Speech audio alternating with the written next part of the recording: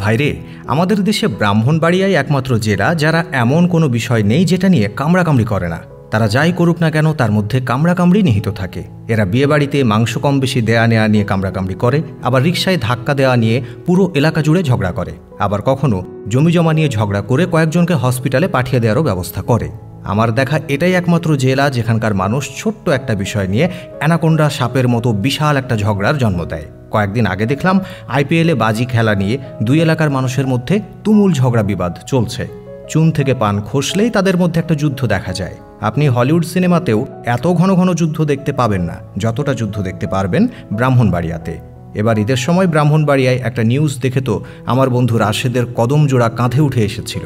নিউজটা ছিল ব্রাহ্মণবাড়িয়ায় পশু কোরবানি ও মাংস বানাতে গিয়ে আহত হয়েছে শতাধিক মানুষ। রাশেদ তো ভেবে নিচ্ছে এই তো কাজ হয়ে গেছে, কোরবানিও হয়তো তাদের এলাকায় একটা হলিউডের অ্যাকশন সিনেমার শুটিং হয়ে গেছে। কিন্তু না, মাংস বানানোর পূর্বের অভিজ্ঞতা না থাকায় কেউ আহত হয়েছে, আর অনেকে গরু মহিষের দ্বারা আক্রমণে আহত হয়ে হাসপাতালে ভর্তি হয়েছে। নিউজের হেডলাইন দেখে রাশেদের কদম জোড়া কাঁধে উঠে গেলেও বিস্তারিত করার পর তার কদম জোড়া সঠিক জায়গায় আবার নেমে গেছে। আমাদের দেশের সাংবাদিক নামক সাংঘাতিক ভাইরাও আছে যারা এমন হেডলাইন দেয় যেটা দেখলে মানুষের জায়গার জিনিস জায়গায় থাকে না।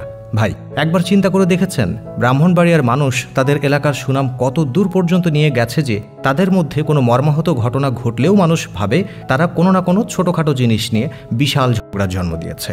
একটা সময় মানুষ জানতো মুঘল আমলে ব্রাহ্মণবাড়িয়া মসলিন কাপড় তৈরির জন্য বিখ্যাত ছিল।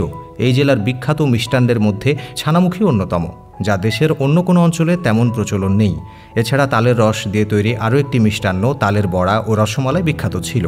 এই জেলা পুতুল নাচ ও তিতাস নদীর নৌকা বাইচের জন্য বিখ্যাত। আর এখন তারা ছোটোখাটো বিষয় নিয়ে ঝগড়াঝাটি করতে করতে তাদের জেলাকে নতুনভাবে পরিচয় করিয়ে দিয়েছে। এখন যদি কোনো মানুষকে জিজ্ঞাসা করা হয় ব্রাহ্মণবাড়িয়া কিসের জন্য বিখ্যাত, মানুষ কোনো কিছু চিন্তা না করেই বলে ফেলে ব্রাহ্মণবাড়িয়া ঝগড়াঝাটি আর কামড়াকামড়ির জন্য বিখ্যাত।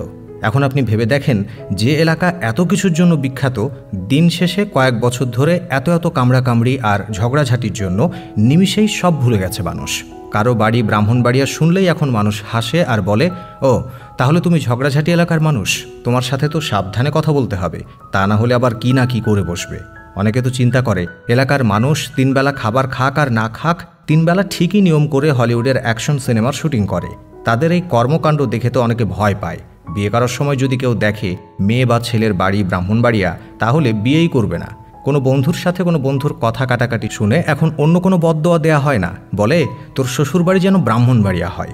ভাইরে, এভাবেই যদি চলতে থাকে তাহলে দেখা যাবে কিছুদিন পর ফেসবুকে ব্রাহ্মণবাড়িয়া বললেই অটোমেটিক রিপোর্ট চলে আসবে অ্যাকাউন্টে। এখন মনে হচ্ছে রাসেল ভাইপার হয়তো ভয়ে এলাকায় পৌঁছতেই পারবে না।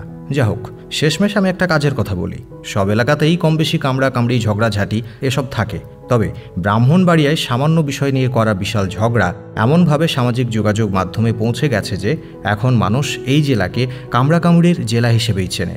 সুতরাং এই জেলার মানুষের অন্তত ভাবনা ভাবা উচিত। দর্শক, আপনার মন্তব্য কি সেটাও জানাতে পারেন কমেন্টে। Thanks for watching.